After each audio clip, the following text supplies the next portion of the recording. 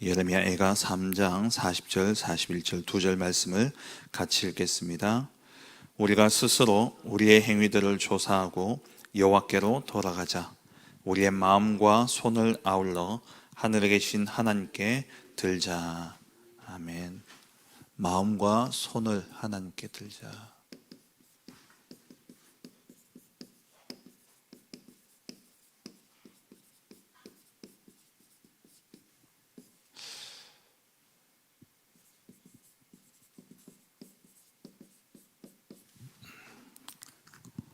우리가 살아가면서 많은 문제들을 당하게 되죠. 그러한 문제들을 우리가 어떻게 해결하고 있습니까? 오늘 본문에는 분명히 말씀하고 있죠. 우리의 행위를 살펴보라. 우리에게 왜 이런 문제가 왔는지 그것을 정말 영적인 눈으로 바라보라는 거죠. 하나님과 함께 있어야 되는 인간이 하나님을 떠나게 되어지면서 모든 인생의 문제는 시작되어졌습니다. 그렇다면 내가 여러 가지 문제, 가정의 문제, 또 개인의 문제, 또 산업의 문제, 인간관계의 문제들, 그게 물론 여러 가지 환경에 또 어떤 사건 때문에 일어난 문제일 수도 있지만은 우리가 우리의 행위를 잘 살펴봐야 돼요. 결국 보이는 것은 나타난 것으로 되어진 것이 아니기 때문에 우리의 영적인 상태가 결국에는 지금의 상태를 만든 겁니다. 그래서 오늘 본문에 나오는 것처럼 우리의 행위를 조사하라, 우리의 행위를 살펴보라 말씀하고 있죠. 내가 정말 하나님과 함께하고 있는가? 우리의 능력은 임마누엘입니다. 우리의 힘과 우리의 능력은 하나님이 함께 하시는 겁니다. 하나님의 능력이 우리를 떠나는 순간 우리는 문제 앞에 문제가 없는 인생은 아니죠. 근데 하나님과 함께 할 때는 다윗의 고백처럼 여호와께서 나와 함께 하심으로 내가 사망의 음침한 골짜기를 다닐지라도 해를 두려워하지 않는다. 그게 우리의 원래 상태인데 하나님이 떠나니까, 아니 하나님 떠난 건 아니죠. 우리가 하나님을 떠나니까 하나님의 능력이 나타나지 않고, 그러니까 문제 아닌 것들도 이제는 문제가 되어지는 겁니다. 그래서 정말 우리의 문제 해답은 뭡니까? 오늘 말씀처럼 여호와께 돌아오라는 거예요. 여호와께 돌아가는 것, 이것이 우리의 모든 문제를 이기는 답이 되어지는 것이죠. 우리의 마음과 손을 하나님 향해 들면서 기도함으로 하나님께 나아가게 될 때에 우리의 모든 과거는 발판이 되어지는 겁니다. 우리의 모든 지나간 과거들, 지금 나의 문제들도 또한 발판이 되어 축복이 되어져서 언젠가는 다른 사람을 살리는 증거가 되어질 것이라는 것이죠. 오늘 본문 이 예레미야 애가서는요,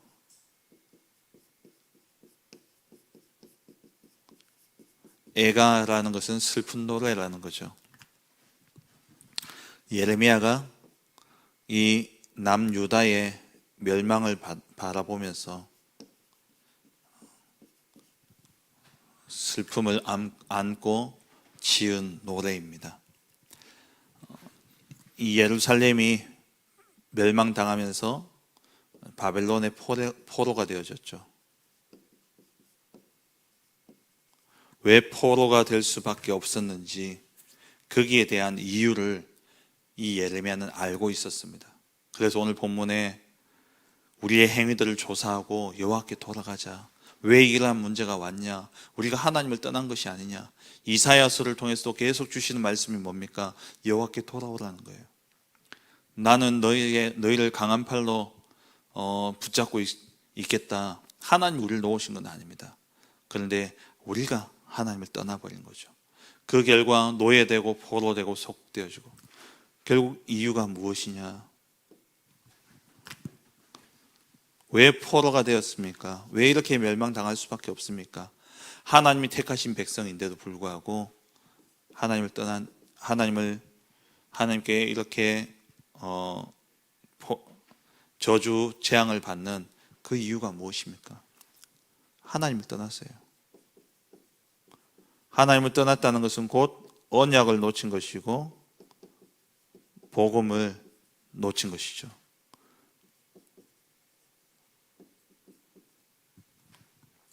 그 결과 이러한 저주와 재앙 속에 살아갈 수밖에 없는 겁니다. 하나님은 사랑이십니다. 이게 저주와 재앙이 그냥 우리를 진노로 끝나는 것이 아니라 우리에게 더 큰 은혜와 축복을 주기 위함이죠. 그래서 히브리서 12장에는 징계가 없는 자식은 사생자라 그랬습니다.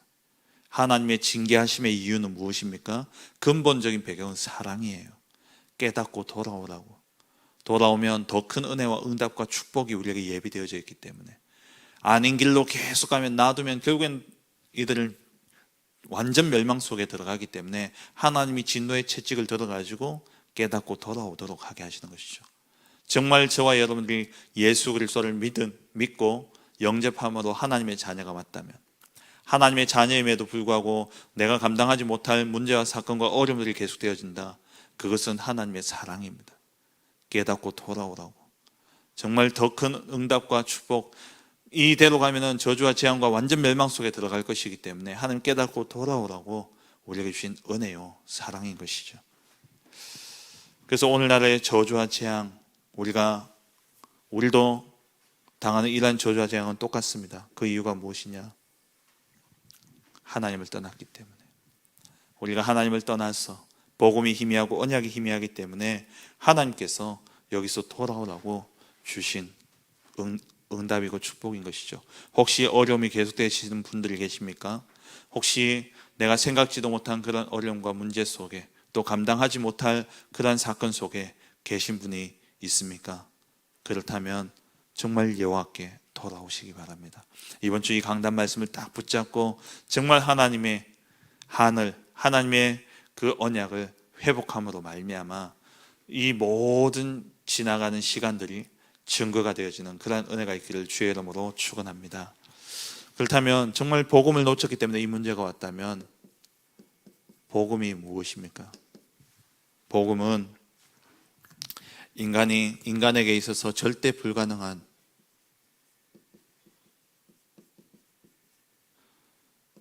이 절대 불가능의 문제, 곧 근본 문제죠.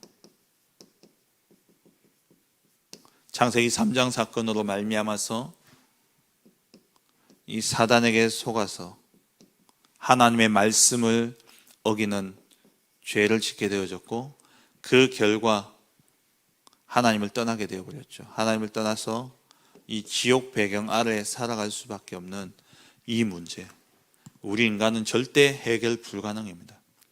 왜 다른 종교에는 구원이 없습니까? 이 세 가지 문제를 해결할 수 있는 길이 그게는 없다라는 거예요. 그래서 이 인간의 근본 문제를 제대로 안다면 해답은 오직 한 가지입니다. 오직 그리스도죠.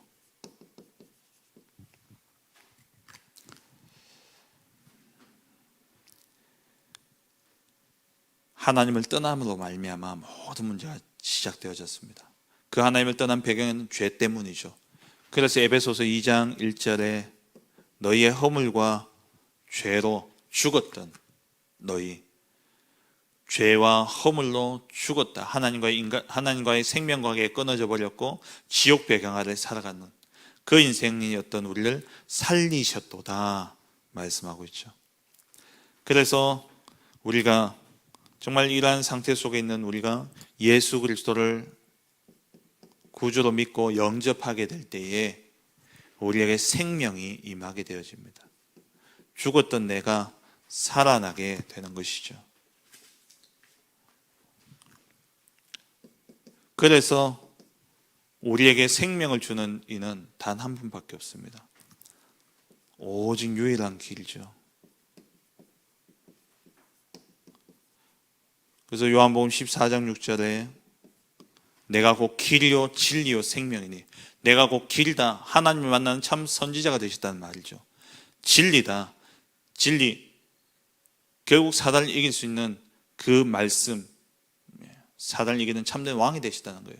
생명이 되셨다, 죄와 허물로 죽었던 우리를 살리신 참 생명 되신 그리스도, 왕, 제사장, 선지자 3직을 이야기하고 있는 것이죠. 이 그리스도에는 다른 길이 없습니다. 그래서 우리의 싸움은 무슨 싸움이냐? 이것 싸움이에요. 오직 그리스도, 여기에 대한 싸움입니다. 세상은, 사단은 자꾸 이 그리스도로 오직 되지 못하게 만들어요. 현실과 상황을 보면서 세상의 여러 가지 이야기들과 여론들을 통해서 오직 그리스도가 되지 못하게끔 만들고 있다는 거예요. 그래서 갈라디아서 1장 6절에 자꾸 세상에서 다른 복음을 이야기합니다. 그리스도에 다른 길이 있는 것처럼 이야기해요. 그리스도의 은혜로 너희를 부르신 이를 이같이 속히 떠나 다른 복음을 따르는 것을 내가 이상하게 여긴다. 자꾸 다른 복음을 이야기합니다. 나도 모르게 다른 복음을 쫓아가요. 이 세상의 싸움은 무슨 싸움이냐? 이것 싸움이에요. 오직 그리스도냐 아니냐. 사도행전 4장 12절에 베드로가 고백했죠. 다른 이로서는 구원 얻을 수 없나니 천하 사람 중에 구원 얻을 만한 다른 이름을 우리에게 주신 적이 없다 그랬습니다. 오직 그리스도 외에는 다른 답이 없습니다. 지금 이 세상은요, 종교다원주의로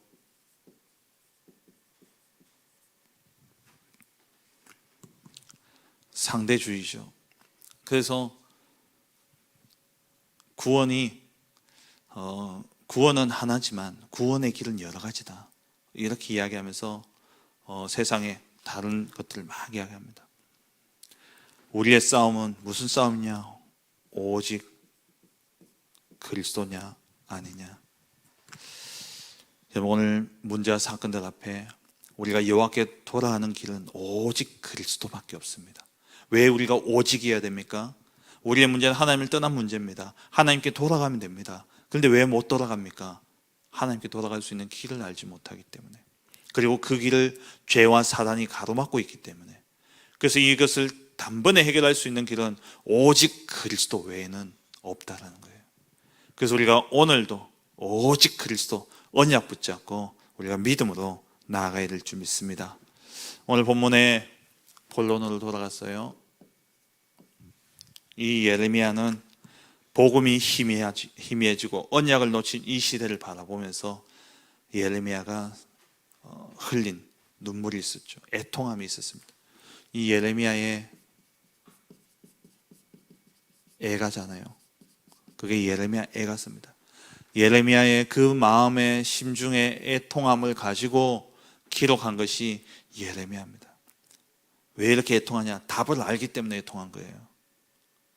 그냥 이게 너무 힘들고 어렵고 고통스러우면 그냥 눈물이 나죠. 고통의 눈물이에요. 근데 이 애가라는 것은 그냥 단순히 슬픈 게 아니라 애통하다라는 것은요, 이유를 안다는 거예요. 그래서 예레미야는 눈물을 흘렸던 겁니다. 그냥 눈물이 아니라 복음의 눈물을 흘렸죠. 복음의 유일성을 놓친 이 예루살렘의 멸망을 지켜본 예레미야가 이들의 이 어리석음을 바라보며 눈물을 흘렸던 것이죠. 그리고 그 현실을 바라보며 눈물이 흘렀습니다. 예레미야가 활동했던 시기가 시드기야 왕, 유다의 마지막 왕이었던 그때 활동했던 선지자예요. 그래서 이 예레미야는 바벨론에 의해서 완전히 멸망당하는 유다를 바라보고, 그러면서 바벨론의 포로로 끌려갈 때 이 예레미야는 애굽으로 내려가고, 그래서 그 모든 비참함을 다 눈으로 목도한 이 예레미야, 무엇에 대한 눈물이었냐? 예루살렘의 멸망을 바라보면서요. 예레미야 애가 1장 1절에 어느 정도로 망했느냐? 열국의 크던 자가 과부같이 되었고, 과부는 이 당시에 유대 사회에 쓴 과부는요, 아무 힘이 없고 제일 어린아이와 같이 힘없고 연약하고 아주 천대받던 그런 사람이에요. 그렇게 되어버렸다는 거예요. 그렇게 크던 사람이 과부가 되어버렸습니다. 열방 중에 공주였던 자가 이제는 강제 노동을 하는 자가 되어버렸다.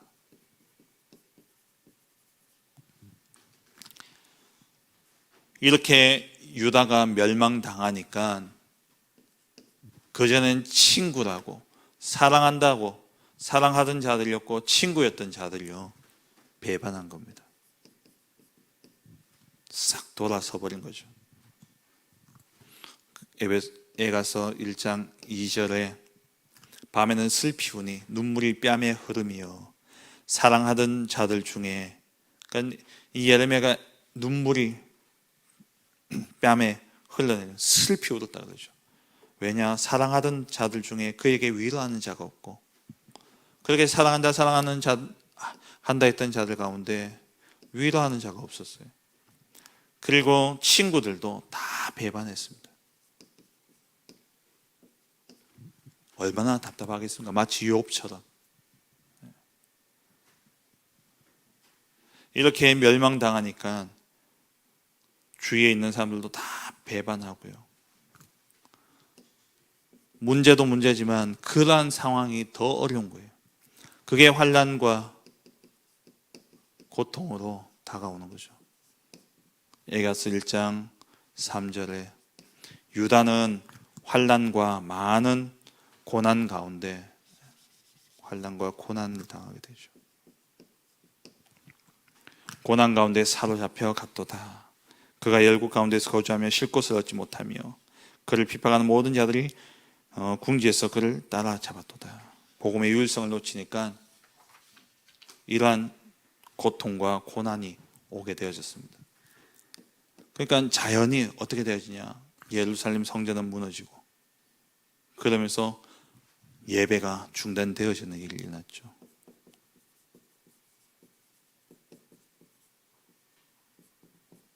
에가서 1장 4절에 시온의 도로들이 슬퍼하며 절기를 지키려 나아가는 사람이 없음이로다. 유대인에게 있어서 가장 큰 새 절기, 이것을 지키려고 나가는 사람이 없다 그랬어요. 다시 말하면 예배가 완전히 중단되어져 버린 겁니다. 저와 여러분들은 예배할 존재로 창조되어졌죠. 창세기 1장 27절에 하나님의 형상대로 우리가 지음받았습니다. 이사야 43장 7절에는 나의 영광을 위해서 창조되어진 자들을 내게 오게 하라 그랬어요. 우리가 하나님께 영광 돌리는 행위가 뭡니까? 예배 아닙니까?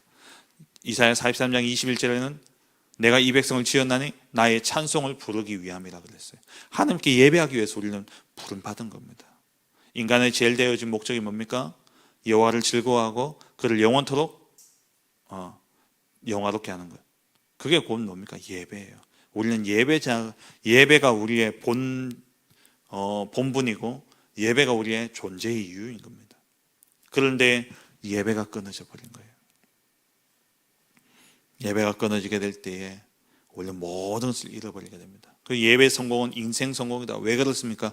우리가 예배하게 될 때 하늘 보좌의 문이 열리면서 시공간을 초월하시는 그 성삼위 하나님의 역사가 우리 가운데 임하게 되어지는 거예요. 근데 그 예배가 끊어져 버리니까 갈수록 더 고통 가운데 어려움 속에 들어갈 수밖에 없는 것이죠. 그보다 더 고통스러운 것은 이 후대가 포로로 끌려가게 되어진 겁니다. 1장 5절에 그의 대적들이 머리가 되고 그의 원수들이 형통하면 그의 죄가 많음으로, 이스라엘 남유다의 백성들 이야기하죠.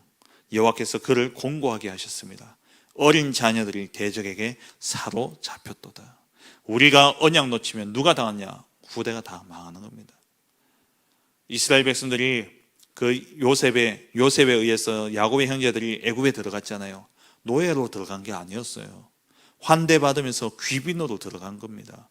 귀빈으로 들어갔던 자들이 왜 노예가 되었습니까? 400년 만에 언약 놓쳐서 그래요.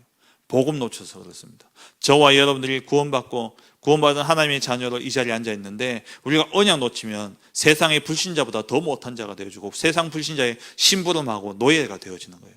왜 우리가 노예가 되어지고 포로가 되고 속국되어지느냐? 그런 인생을 살아갈 수밖에 없느냐? 언약 놓쳤기 때문에 그렇습니다. 복음 놓쳤기 때문에 그런 거죠. 그래서 그 후대들은 어떻게 되냐? 요셉의 후손들은 노예가 되어버린 거예요. 우리가 언약 놓치면요 완전 노예가 되어져 버립니다.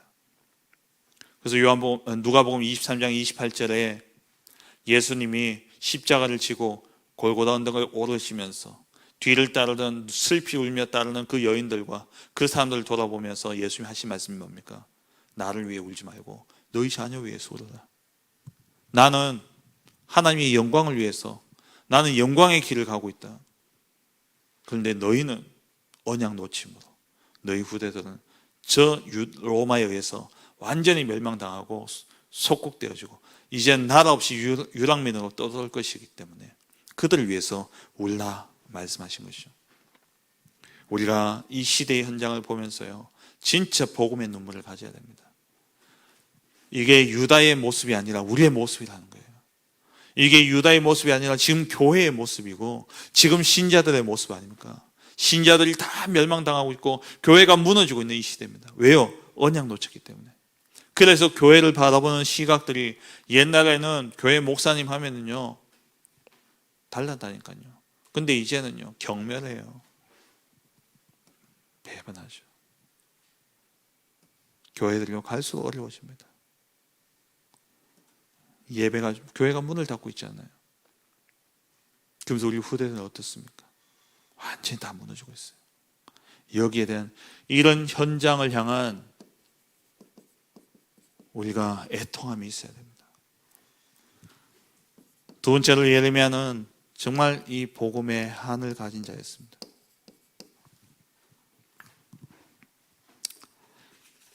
어떤 한이냐? 복음을 잃어버린 이 한. 그래서 에가서 2장 6절에 보면은 주께서 그의 초막을 동산처럼 헐어버리시며 하나님이 언약 놓친 예배, 언약 놓친 이들의 예배를 하는 기뻐하지 않으신 겁니다. 그래서 이사야서 1장에 너희가 언제 나한테 제대로 예배드린 적이 있냐? 너희가 와서 마당만 밟고 갔지 흠 있는 거 그런 것들 가지고 나한테 예배하지 않았냐? 그래서 하나님이 이 성전을 헐어버린 거예요.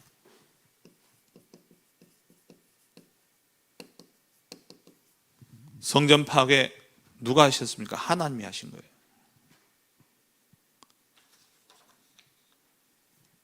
예레미야가 이 성전이 파괴되어지는 걸 보면서 하나님의 몸으로 세운 그 교회를 하나님이 무너뜨리는 모습을 보면서 예레미야의 마음에 언약의 한이 딱, 복음의 한을 딱 가진 겁니다. 그러면서 하나님이 기뻐하시면서 세운 그 새 절기도 파괴해버렸어요. 절기도 폐해버린 겁니다. 절기를 완전히 폐했죠. 절기도 없애버렸어요. 그러면서 이제 여호와께서 시온에서 절기와 안식일을 잊어버리게 하시며 그가 진노하사 왕과 제사장을 멸시하셨다. 왕과 제사장을 멸시하셨다 그랬어요. 다윗 이후로 이 왕은요, 다윗 왕가에 하나님이 보장하신 자리입니다. 제사장은요, 아론의 후손들에게 보장되어진 자리였어요. 근데 그 자리를 하나님이 폐해버린 거예요. 그 자리를 멸해버린 겁니다. 왜요? 복음을 잃어버렸기 때문에, 언약을 놓쳐버렸기 때문에, 당연한 축복들이 당연하지 않게 되어버린 겁니다. 우리에게 하나님이 보장하신 그 축복들이 이젠 다 빼앗겨버린 거예요.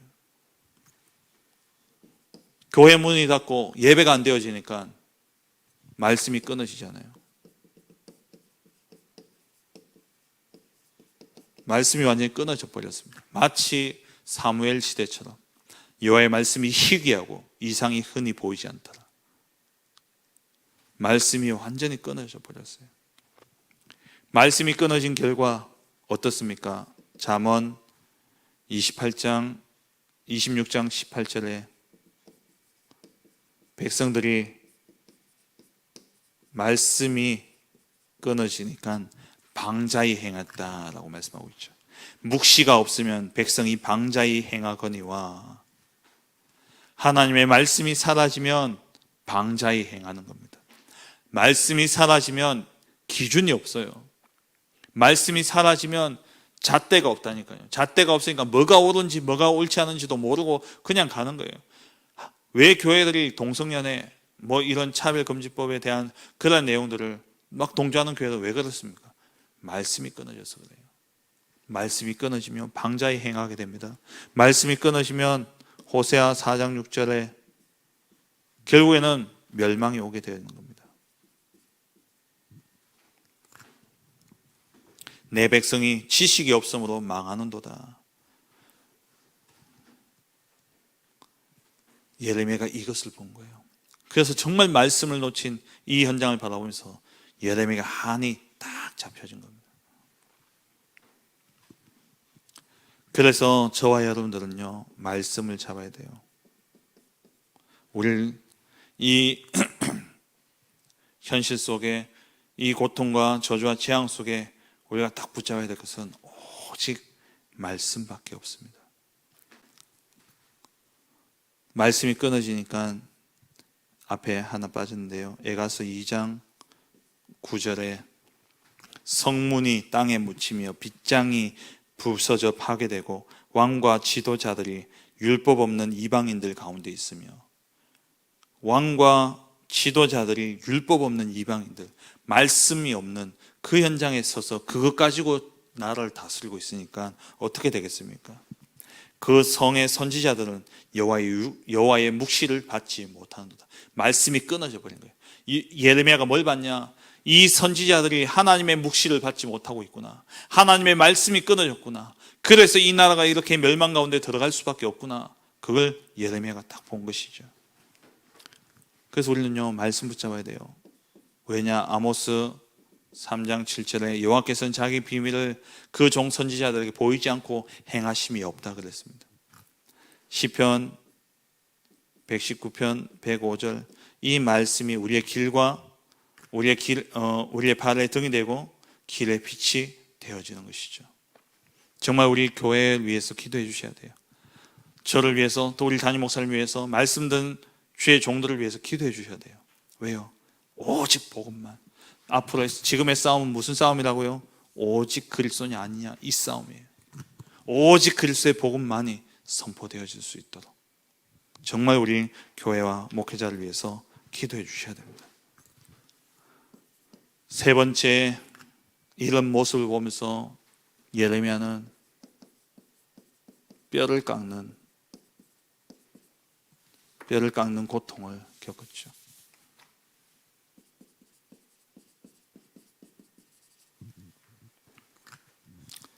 뼈를 깎는 이 복음적인 고통을 예레미야는 가졌습니다. 3장 1절에서 5절이죠. 4절, 5절, 6절 보면 나의 살과 가죽을 쇠하게 하시며 나의 뼈들을 꺾으시고 고통과 수고를 쌓아 나를 애우셨으며 나를 어둠 속에서 살게 하시기를 죽은 지 오랜 자 같게 하셨느니라. 복음 때문에 정말 뼈를 깎는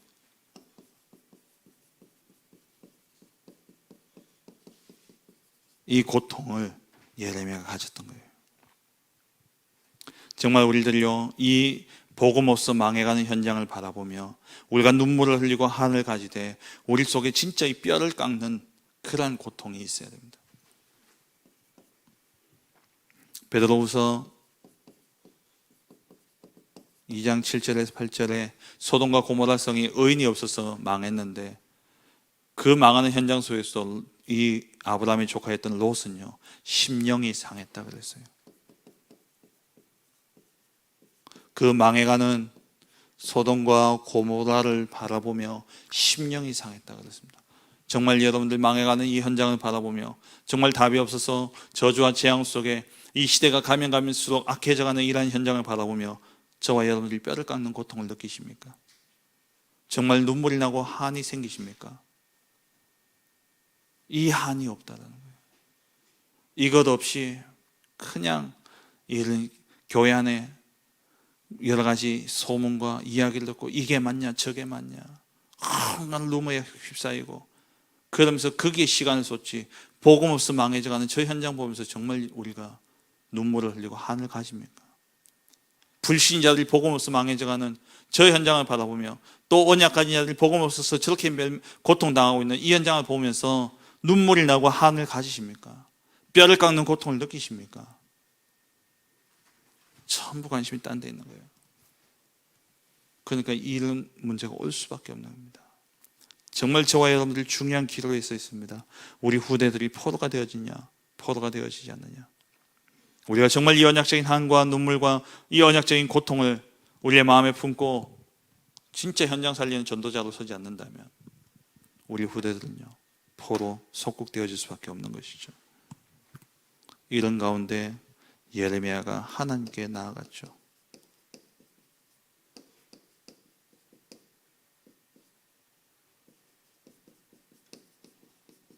하나님께 나아가서 하나님께 기도했잖아요. 이 예레미야의 말씀을 뵙겠습니다. 복음의 눈물을 알고 복음적인 한을 가지고 이 뼈를 깎는 듯한 이 고통을 가지고 오늘 본문의 40절 41절에 여호와께 나아간 예레미야, 우리의 행위를 조사하고 여호와께 돌아가 마음과 또 손을 아울러서 하늘에 계신 하나님께 손을 든 이 예레미야 한 사람, 이 한 사람의 기도가 결국에는 70년 뒤에 이 예루살렘을 회복해 하는 그러한 도구가 되어진 것이죠. 정말 여러분들 망해가는 이러한 시대 속에 언약적인 한과 언약적인 눈물, 그리고 이 언약적인 그러한 애통함을 가지고 기도하는 한 사람, 그 한 사람 때문에 하나님은 이 시대를 살릴 겁니다. 그 한 사람이 바로 남은 자가 될 것이고, 남는 자가 될 것이고, 남을 자가 될 것이고, 남길 자가 될 거예요.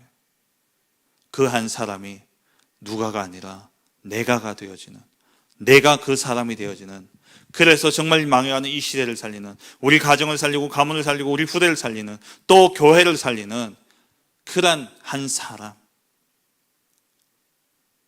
여호와를 떠나버림으로 오게 되어진 이 문제임을 알고 여호와께 돌아가자.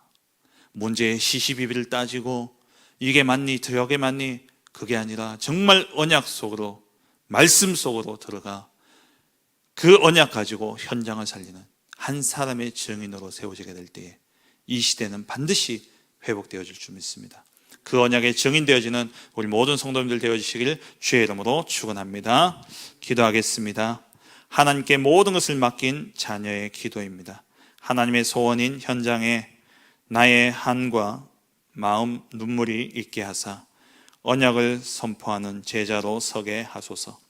이 시대에 하나님이 원하시는 오직 복음만을 회복하는 교회 가정으로 미래의 재앙을 막고 살리는 전도 제자의 축복 누리게 하소서.